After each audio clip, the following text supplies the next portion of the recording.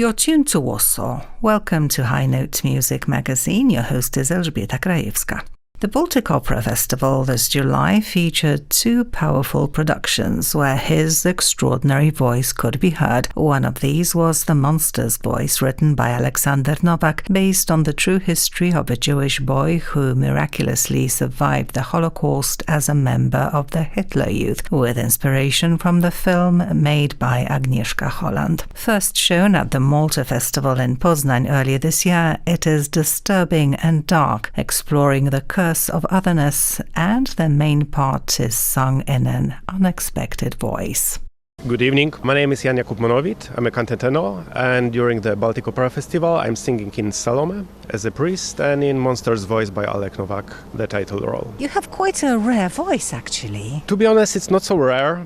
Every man can sing so. It's that just not every one of us has it nice enough, beautiful enough, powerful enough as with every other voice. It's not. But I've heard special. it disappears when you mature. No. It's something different. As boys, we are singing with the whole length of our chords, and it's called discant. Then, after when boys mature, we still sing with our whole chords. But when we only use the edges, we make them much shorter, and because of that, we can sing as a countertenor. It's not a magic. Every man can do so. Were you ever tempted to turn into a tenor, an ordinary tenor? I'm a baritone, so of course, being a tenor is extremely tempting. Unfortunately, not for me. The two works in which you sing here at the Baltic Opera Festival are actually quite emotionally taxing. Quite often we are singing in much lighter repertoire. Yes, those two pieces,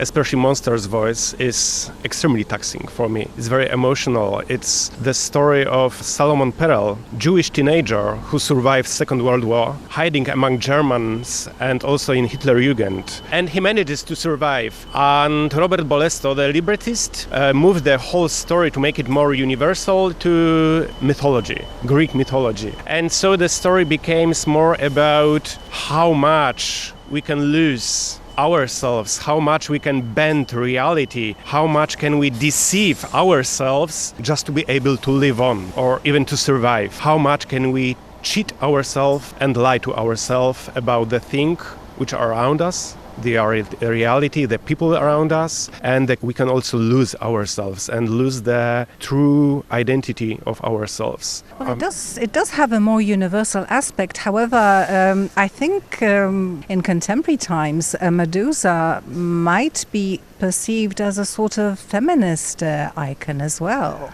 Yes, of course, because originally Medusas were all female. I'm a male, because in that opera, Medusa is it's a symbol. It's not a person, Medusa. I'm a simple person. I'm also a curator, preparing an exhibition in a museum. And the exhibition is about the extermination of Medusas. And seeing all the art, all the statues, all the artifacts and paintings, the story slowly is emerging in my head, and I'm slowly becoming the Medusa, feeling what it felt and being lost and losing my own identity. And I don't think that it's about female or man, it's more about our times, when we can see right now that slowly the things that we thought will never happen again, I'm afraid that we can see them in not so far away future again. And I'm not telling only about what happened during all the wars, especially Second World War, but also after it, with the Cold War, and seeing everywhere enemies,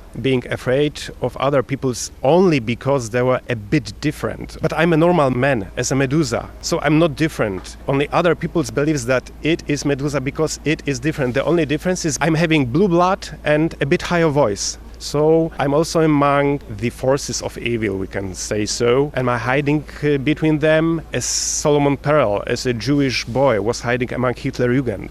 It's exactly the same. As far as we don't know that someone is different, we are not afraid of him. And nowadays, I think that a lot of people, or especially nations or broader groups, are really trying hard to find differences between us, between other nations, between different people. And it's becoming a really big problem. I think think Agnieszka Holland, who was the director of Europa, which is the original film, which served as an inspiration for the monster's voice, I think she said that she believed nothing what she portrayed would ever happen again. And here we are reinterpreting her words and seeing similar situations and making a very strong artistic statement. Yes, because as I said before, a lot of us are seeing exactly what was happening 100 years ago, right now. In our times, all around the world, not only here in Poland, not only here in Europe, but in all the Western world, when we thought that it's not possible for it to emerge again. And here we are.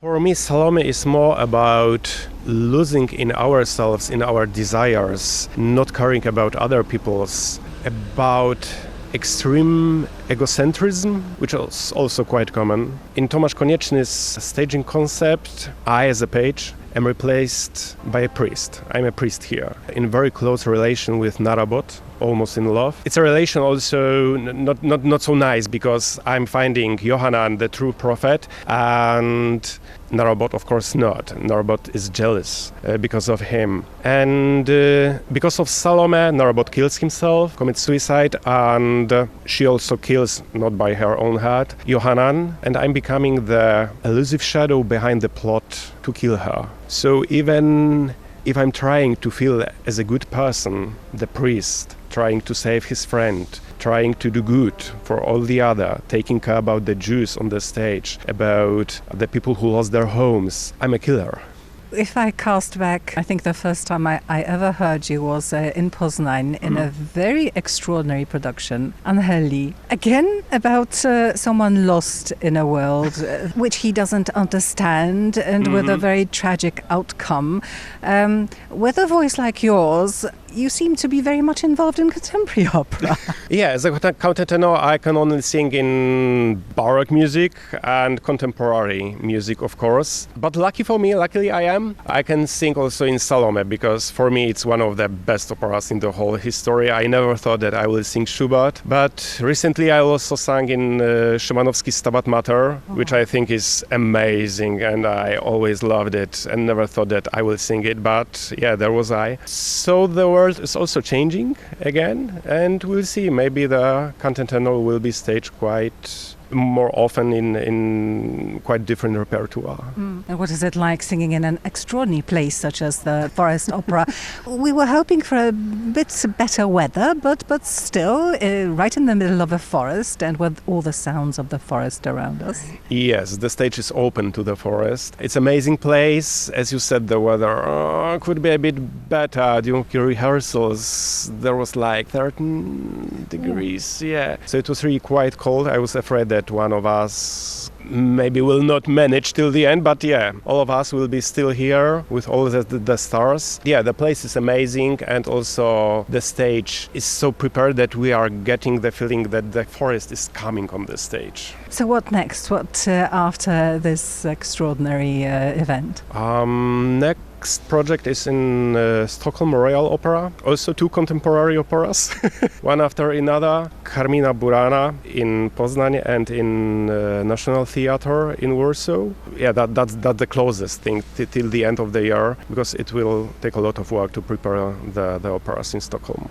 In this week's High Note, Jan Jakub Monowid, countertenor, who sang the title part of Medusa in Monster's voice, as well as the page in the production of Salome at this year's Baltic Opera Festival. In a more mainstream repertoire, his fascinating voice can be heard as Ottone in The Coronation of Poppaea at the Polish Royal Opera, or Orpheus in Orpheus and Eurydice at the Israeli Opera, or Count Orlowski in Die Fledermaus. In this edition of the Music Magazine, that's all. Your host was Elżbieta Krajewska. Thanks for listening and goodbye.